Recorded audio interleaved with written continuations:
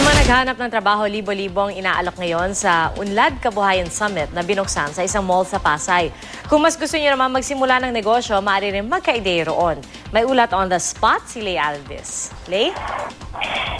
Tampok ang mga trabaho at mga oportunidad sa negosyo sa Unlad Kabuhayan Summit 2014 na binuksan ngayong araw sa SMX sa Mall of Asia.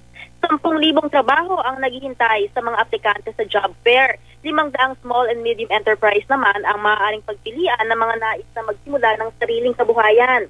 Ang Unlad Kabuhayan Summit ay inorganisa ng Unlad International Incorporated, isang non-government organization sa ilalim ng Iglesia ni Cristo.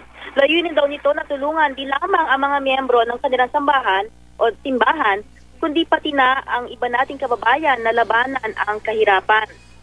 Si Vice President Jejo Marbinay ang panauring pandangal sa opening ceremony kanina. Sinusuportahan daw niya ang mga small and medium enterprise.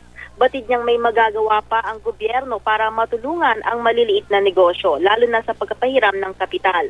Magtatagal itong Unlad Kabuhayan Summit hanggang sa araw ng Linggo, 10 a.m. to 8 p.m. Pia?